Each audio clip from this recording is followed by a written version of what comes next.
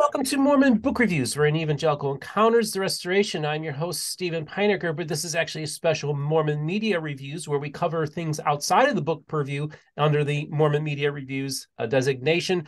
I just want to say real quick, folks, a lot of people are watching our coverage of the Daybell trials. Lori's, of course, is going on right now. And many of you probably don't know a whole lot about my channel because a lot of you are just getting introduced to it through this. And so I just want to tell you, I'm an evangelical Christian who was an atheist for a very long time, but found my way back into faith. And I've been on a lot of major Mormon podcasts to tell my story. And I have this little channel that kind of started taking off in the last year or so. It started about 2 years ago. And I'm just really interested in the subject. And part of the reason people might be like, well, why are you covering this? And it's like, well, because Mormonism intersects with the story. These were members of the Church of Jesus Christ of Latter-day Saints. And until just recently, Chad Daybell was a member of the Church of Jesus Christ of Latter-day Saints until he was just recently excommunicated. So this is and these people did use the religion to manipulate people and to create their own kind of little cult as well that ultimately led to deaths of two children, but also deaths of other people. It's a horrific story, and but it kind of does come in here. And part of the reason is because I have this friend named Bernadine, who has been a fan of mine for over a year now, and she and her husband ride a truck, but she used to be Chad Daybell's neighbor. And so I asked her when I saw her last year, I said, you know what, we really need to do something to have this conversation because you can give some insight because you actually, you're neighbors with them into the trial. And plus you're also following the trial very closely. Bernadine, welcome back to the program. Thank you. So she's in the cab of her truck and she is in the Yes. Dakotas. I won't give two specifics, but she's in the Dakotas. That's a big territory, and they're doing some deliveries out that way. And Rebecca Biblioteca, my co-hostess with the mostest, the once lug, but now is from a largely unknown guest to a largely very known co-hostess. How you doing today?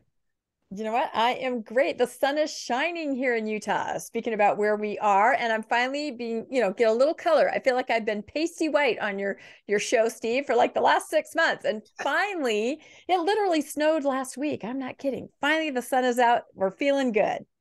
Well, I got a thunderstorm, a Florida thunderstorm that was barreling on us. So hopefully folks you won't hear the Uh-oh. microphone, but I think it just passed by. So we're good. So we're having this conversation, folks. Now we, about 2 weeks ago, we did our first episode of this irregular series that will we'll drop in when we feel that there's new developments that we want to talk about and also get Bernadine's and Rebecca's insights on these things. So Bernadine, why don't you just briefly describe, first of all, just for those of you who are coming across this for the first time, who are the Daybells? What's the story? Kind of tell us a little backstory, and also the fact that you were neighbors with them as well. Okay, so Chad Daybell is an author. He had a publishing company and wrote a bunch of books about end of time stuff, white tents, post-apocalyptic stuff, and also published other writers. He would go to these conferences. There he met a woman named Lori Daybell. So Chad was from Salem, Rexburg area where I lived. He met a woman from Arizona, Lori Daybell. She had 3 children. She was Lori Vallow then. And her brother, so one of the things that they believed was in past lives, that these people had been married in past lives, right? So her brother, and part of the trial in Arizona, she's on trial in Idaho for the murder of Tammy Daybell, Chad Daybell's wife, and her 2 children. And there is another trial pending in Arizona for the murder of her husband at the time, Charles Vallow. So she has her brother shoot Charles Vallow in self-defense. She moves up to Idaho. Tammy Daybell dies. Her 2 children disappear. And she marries 17 days after Tammy's death, Chad Daybell in Hawaii. So that's November. June the following year, they find the children buried in his backyard. And the children had been murdered after they got married after the children were murdered. That's right. The children were murdered September 8th, 9th, and September 22nd, 23rd.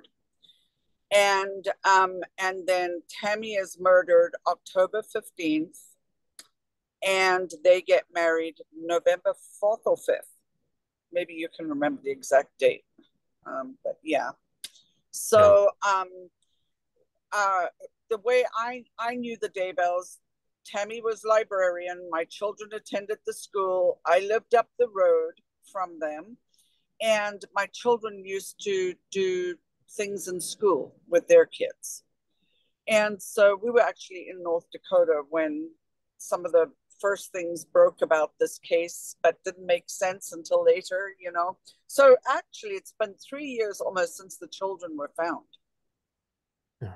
Now, this is the thing. So thank you for giving us some background on this, because one of the things we wanted to talk about was the fact that there was this phone call that was recorded by a friend when she called up Lori in prison.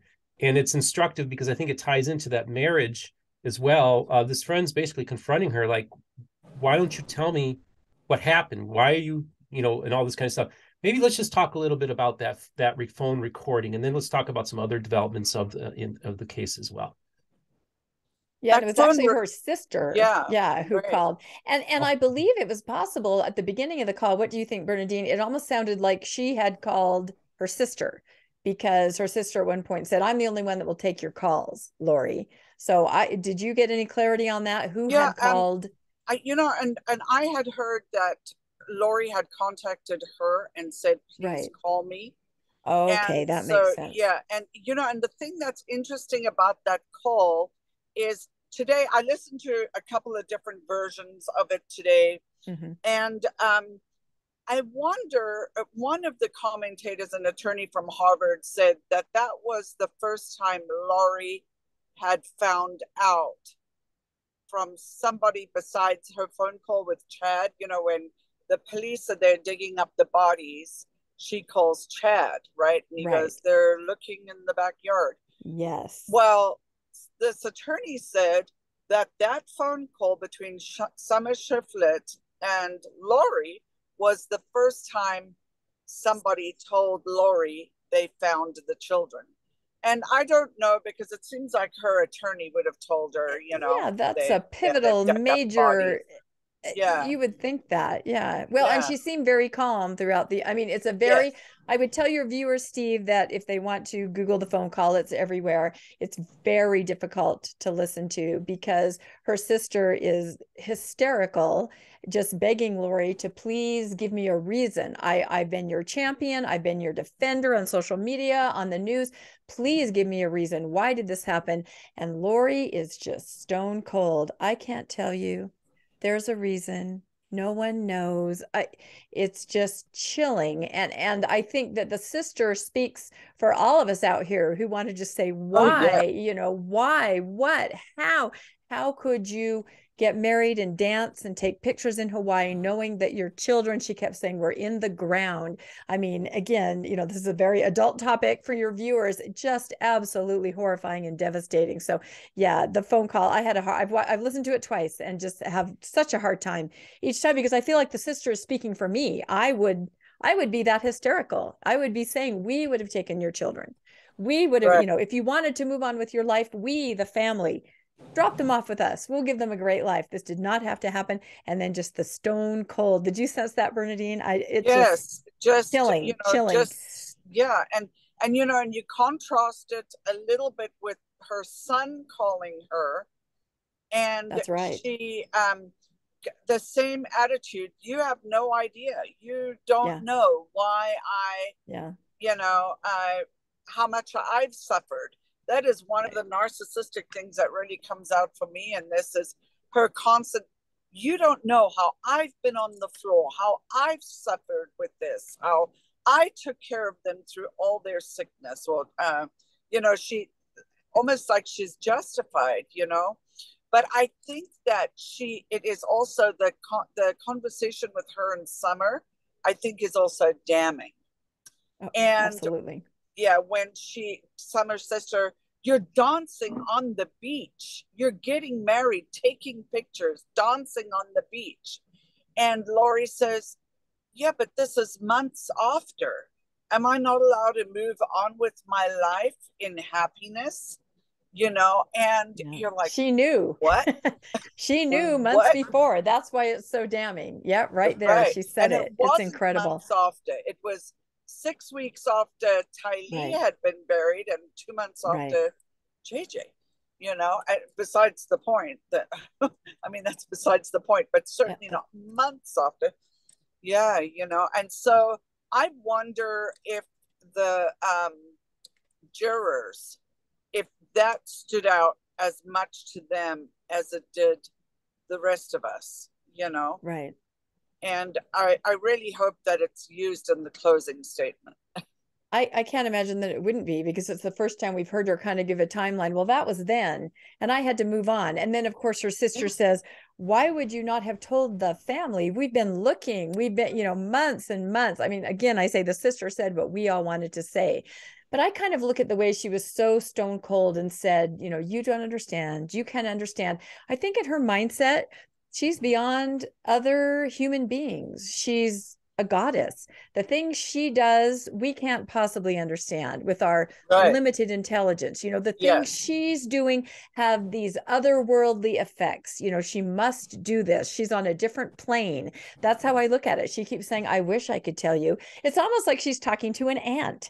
She Yeah. has this incredible You're never enlightened going to knowledge. understand. Yeah, you will never understand, because what I'm doing, you're nothing. And Chad and I will go to the next life where we'll be gods and goddesses again. It's just this whole fantasy. And I kept thinking, what if someday her mind does allow her to realize what she really did? I mean, she's in, Yeah. I believe, this complete fantasy.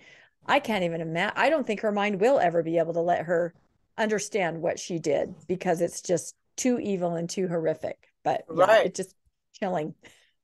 Yeah. What did you think, Steve?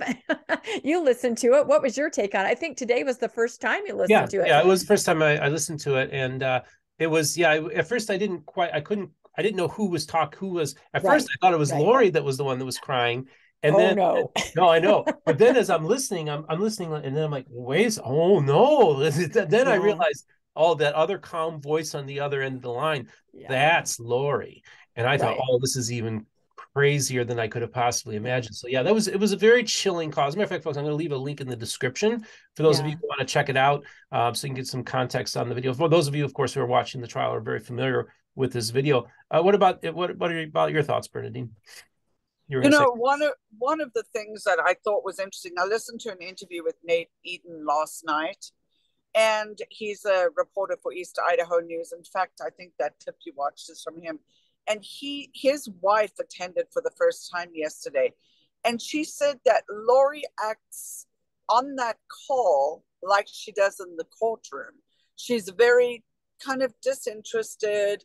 Like if she had a cell phone in her hand, she'd just be scrolling through, do do do, you know, no no connection. Almost like, yep, all of you over there, this doesn't pertain to me. None of you know what happened. Um, I really think that she thinks that she's getting off, and something's gonna fly in and save her, or that because this was God's will that she's not going to be convicted. I don't know. It is strange. yeah, it is crazy to think about. And yeah, you had mentioned it earlier too, Rebecca, is, will she ever get back into reality? And I do think that this is probably, I get the feeling that she will always be like this for the rest of her life. That Yeah. she'll rot in prison, and she will be like this, and probably convinced at some point something will happen where she'll be released, or Yeah, some miraculous thing will happen. I yeah. think she's so deluded, and honestly, I think that's almost at a point too, that it's almost like it's a way of escaping into this Mm-hmm. fantasy world as a defense Mm-hmm. mechanism as well, so she'll never have to deal with it, because she might, that fantasy has so strongly taken over her life, that to give that up would to be give up everything, and I don't think she's ever going to give it up. I think you're absolutely right. I really do. And I think we got a glimpse of that a little bit when at the beginning of the trial, when it was like the Tuesday, so the second week, the Tuesday, when they started showing children's body parts, and she did not want to come back in the courtroom, after lunch. And then she came back in, zonked, and passed out on the desk or fell asleep or whatever.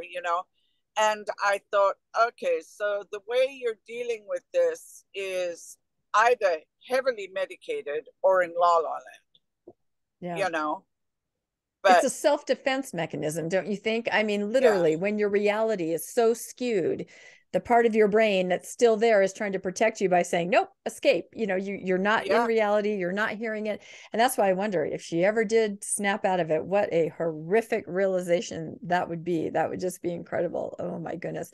Did you follow Bernadine? Speaking of calm voices of Lori, like Steve said, did you follow the 911 call that they just released that Chad had placed? Because apparently, so he's married to Tammy, who's just barely 50 years old, I think. And they had a lot of people on the stand this week talking about what good health she was in, high fitness class, clogging class, because they had been alluding to, or Chad had, that she was in poor health, that she was ailing, that she was older, which I take exception to, that she was ill, 49. Right? She's barely 49. Yeah, like, oh, she's a doddering old.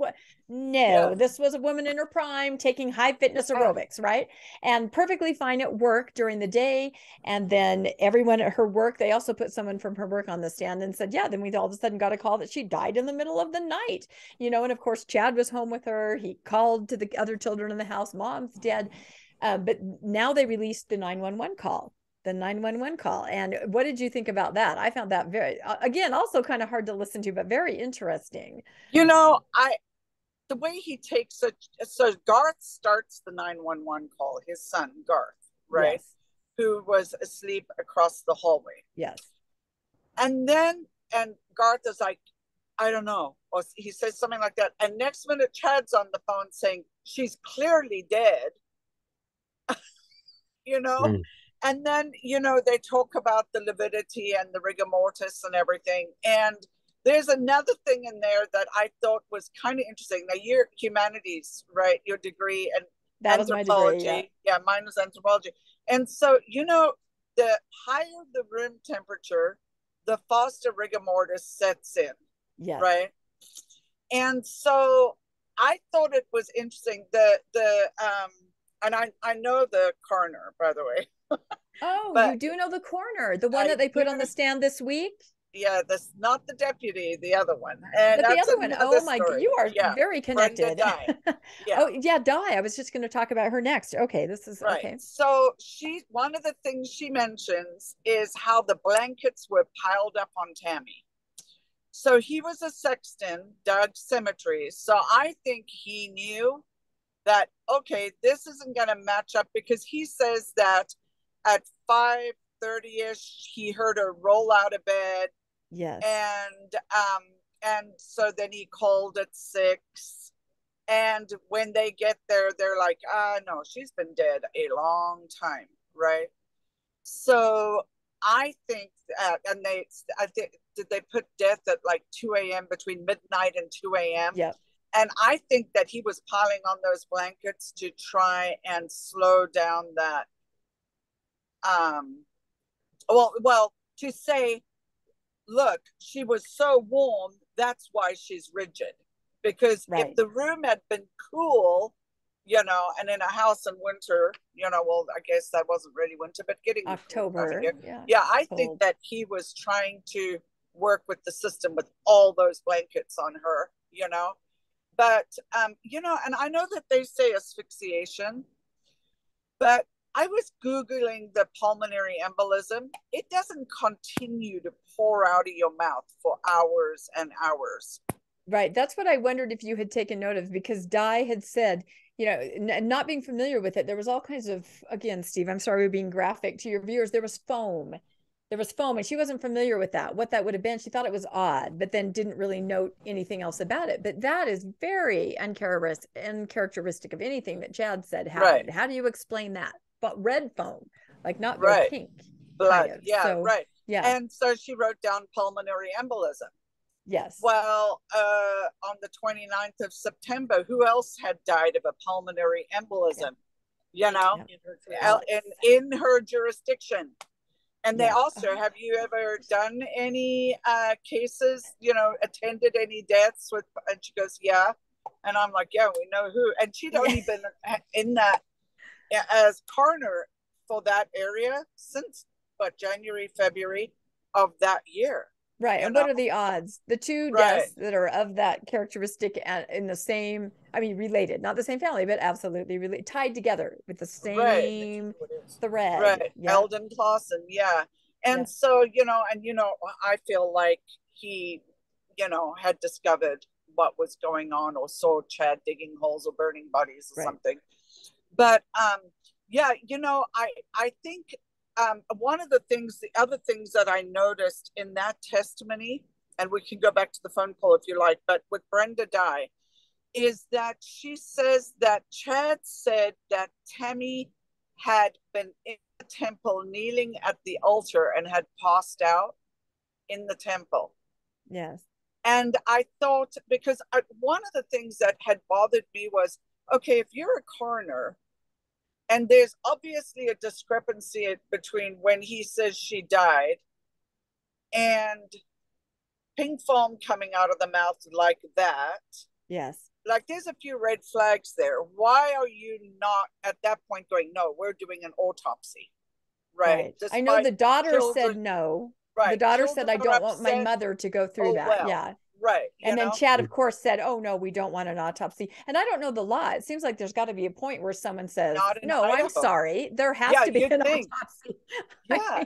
But I think that part of that church talk, like, you know, we go to the temple, we're kind of like, you know, there's that apocryphal thing, like if you know, the stories where they didn't have their driver's license in the checkout, they were paying with the credit card. Oh, I see you have a temple recommend. It's okay. You can, you know what I mean? And I wondered if it was kind of part of that is what smoothed it over, is she was like, well, these are honest, good people. God-fearing, active LDS. We don't want to disturb the body, desecrate the body. We're just going to let it go. They're so upset. Right. You know? But, you know, I also wonder how, because now, of course, Lori's in the courtroom listening to that 911 call with Chad being so absolutely upset. It sounds like, I'm like, I wonder what Lori's thinking right now. But, you know, here's they probably had it scripted. You know, they probably had it scripted together, I'm guessing, because just a few days later, they're married on the beach. So yeah, I just can't even imagine being in that courtroom as even just a spectator, and especially the jury. Just to and I'm just real quick too. I wanted to bring up this was brought up, is didn't they, Chad and Lori, both go to the temple before and after the murders of the kids? Just talk a little bit about that too, because we have their temple records when they were checked in, and maybe talk to that too. Yeah, what do you think, Rebecca? Oh, you got to unmute yourself. So sorry, my dog. I'm trying to mute because my dogs are barking a little bit, probably disturbed by the topic they can hear us talking about. So no, I was very intrigued by that. I saw a couple social media posts that, and I guess that the LDS Church does keep very careful track of when you go to the temple, and it makes sense when you swipe your barcode. And I'm assuming there was a subpoena, and I'm assuming that's why the information was there in court. Yeah. But they definitely showed just a few days before the murder, you know, and they said, look, this temple recommend was swiped, and a few seconds later there's Lori. So it's showing that they attended together and several days before, multiple times, several days after, different temples. Yeah, they were continuing to attend the temple together throughout these entire months where the children and Chad's wife were killed. I mean, within days, they were going to the temple before and after. The after part kills me. I mean, if you've just committed a heinous act like that, but again, that speaks to the idea that they're on a higher mission, a higher echelon. They're gods and goddesses. They're performing these acts that no one else will understand. It has to happen. They have this mission that's beyond what the rest of us poor mortals Right. can understand. That's the only explanation. And I know that they said that in the temple, they had performed their own little ceremonies together in the celestial rooms. So I can only imagine that this is all part of it. It's all tied in. They Right. have invented a complete fantasy world, Yeah. fantasy world. At least she has. I don't know where Chad is right now. I don't know if he knows what he did, what he put in motion. I'm actually more curious about his trial whenever that starts. I'm with you too, because his kids have hinted at, well, he was basically beguiled by this beautiful woman, Yes. So I am really interested to hear, how that all comes apart, But I think that the fact that they don't see that by breaking covenants like that, right, that they're not heaping damnation on their own souls. It is really interesting to me how they, and I guess it's part of them believing that calling an election was made sure that the rules here did not apply to them in any way at all anymore, and and Lori, one of the recordings, she did a podcast. She actually talks about going to her bishop saying, I want to murder my ex-husband. So either give me a temple recommend or I will murder him. I mean, she actually, says she that. voiced it. She voiced it. Yeah, it means nothing Yeah. to her. Human life. I mean, that's, I believe, the motivation behind what happened to the kids. They weren't even in her mind human anymore. And she had to dispose of the physical body to save their immortal souls. And so in her mind, she rescued the children. Horrific act to everyone else, but she rescued. And I thought, during the phone call, back to the original phone call with her sister kept saying, is there any part of you that would accept the fact that you might have been deceived? She kept trying to break through. Can you even entertain that these ideas that you have might be incorrect? Not at Nothing. all. Not at all. Nothing. No, she's not even gonna. Living in a different world. And also she just sticks to it. Completely. There's no with Cody's call and that one. Yeah, I forgot about Cody's call. That's right. So the other thing I thought I found extremely interesting is the fingerprinting of some of the garbage bags. And again, it's very graphic, and I'm sorry to the viewers that some of the remains were in, because again, we don't know, who put this in motion, who actually physically committed it. It's very convoluted, but they found fingerprints of Alex on some of the trash bags that the remains were in. So what does that say to you, Bernadine? To me, I was like, oh my goodness, now maybe we're starting to see what is happening here. That was very disturbing. Yeah, that was very, very disturbing. And one of the other things too is the handprints, though, on his upper arms, the JJ's upper arms. I'm thinking, okay, so I feel like it was a two-person thing, and I think that Lori was involved or Chad was involved. Had to be one of them, that was involved with that. But I think that when they exhumed Tammy, so the day after Alex died, right? And I do believe that either it was suicide. I don't believe it was just natural causes, because he knew that he was going to go down. There's no way that you can, with duct tape, hide all the evidence, but I do hope, this is my big hope, that they say that they have, that there's still going to be a pathologist, a forensic pathologist, or somebody come on, talk about JJ's fingernails, because I'm hoping there's more. Some DNA evidence. So well, the more that comes forward, you recognize that the kids weren't just sedated and it happened. They were fighting, which is again so horrifying to think about. But if in those acts of fighting back they were able to somehow lead us to who did it, then that's all we can hope for. But there's just nothing good about any of this, and I think we're all just watching it and just horror. I hope that if your brother came and got your children and didn't return one of them, okay, you'd be going, where's Tylee? Of course you would. And then a second child goes missing, like not two of them on the same, you know what I mean? Right. It just, yeah, there are no normal human reactions in this entire thing. And I think that's what the sister was trying to say. Why would you not have this and this and this and this, which are the normal things that any parent or any human being would do, especially right. when children are involved, because we are all hardwired to protect any children, our own children, or any children that we come across that need help. And there are no human responses or interactions that make any sense in what they did whatsoever. So, and I think that's why everyone is so interested. They just can't even fathom how it happened and what happened. So, yep, another big week. You know, oh yeah, I don't know as a mom how you sit through and listen to your daughter's remains being enumerated the way that they did. We found a piece of this and a chunk of that and whatever, you know, and we don't want to list all that on the show, what all they found, but not enough, you know, and that you can just sit there and not be losing it and going back crazy. Nope. Sitting there. Not unless you're delusional. Yeah. And I keep thinking Tylee, so, you know, JJ is a small little kid, but Tylee is a teenager. She's probably my size, 5'4", you know, I mean, this is a full-size person, and the amount of effort it would have taken to turn a full-size person into what they found. I mean, it's a process. It's not going to happen in 2 minutes. So some adults, whoever they were that did it, it was a conscious effort, and it was an action that took hours to accomplish, which is just horrible. It's horrendous.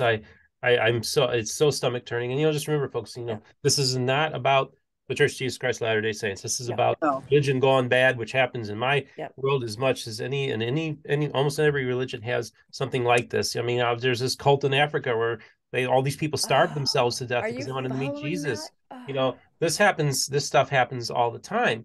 And so I think that's the things that we need: good people of faith, or good people, period, that will stand up against these kinds of people, these kinds of cults. And, you know, they say, if you see something, say something. If you see abusive behavior, cult-like behavior, don't brush it under the rug, because it can lead to some very terrible things. Hey, I wanted to know, was there anything else before we wrap this things up? Was there anything else we want? Now, folks, so just so you know, it's going to be an irregular series. So whenever Bernadine can get a good internet connection in her truck, in her cab, and wherever she is, as she's traversing the great plains in the Midwest and the East Coast of the United States of America, we're going to make the time to continue this series where we talk. But so was there anything else that you wanted to cover since we last talked? No, you know, I think it's this next week is going to be really interesting, because I think we're going to hear more about Tammy, her death. And I think, you know, maybe, well, then it's the defense's turn, right? If they're going to do anything. It's going to be really interesting to hear, you know. I do think that it is really interesting to me how the prosecution has definitely stayed away from the church stuff, you know, where according to John Dehlin and John Pryor calling him, I think Chad's team is going to take a different route, maybe. You know, John mentioned that John Pryor had called him, wanting him to talk about how the church could have played a negative role, basically, you know, in supporting Chad and Lori and the craziness. And John Dehlin said, "Yeah, no, I'm not doing it." No. Yeah. Wow. Well, hey, Bernadine, thanks for joining us again today. And Rebecca, I always appreciate it when you're able to hop on in. You guys, thanks for both for coming on. Hey, thank you. So I just want to remind you, I wish it was a different topic. Me too. I just have to say, I wish it was a different topic. And actually, I really do, but it's important, you know, that we just weigh in, you know, exactly like you said. You know, there was one person that commented, "Why did you talk about your guest so much? You know, just get to the chase." I'm like, listen, this is the first time I got my guest Bernadine had been on the show, so I wanted to get some background. And you actually have a very interesting story to tell. And I think one day we'll come on and we'll talk about your story as well.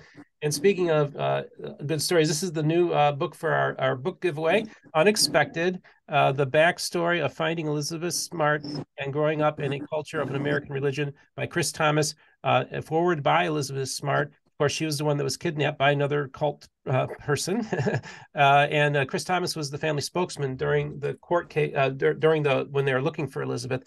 So I actually have 2 copies. So so in the description, I got my email address to enter the book contest. Just in the subject heading, just put in book drawing and leave your name and address. This is for the month of May's book drawing. So that we're all excited about that. Chris was a great guest, and he was so nice to send me a few extra copies. We really appreciate that. Also, and just a it's reminder, such a good book. I just like to chime in. It is such a good book.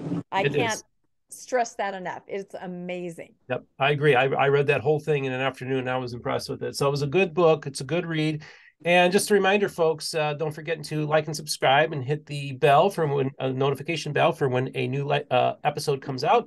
In the description, there's places where if you'd like to financially support the channel, both on Patreon and PayPal, there are links there. Also, we have the merch store, Mormon Book Reviews. We got our hot coffee mugs that you can, mormonbookreviews.com, hot coffee mugs, hot chocolate mugs, hats, t-shirts, you name it, car seat covers. We have it all in this merch store, so check that out.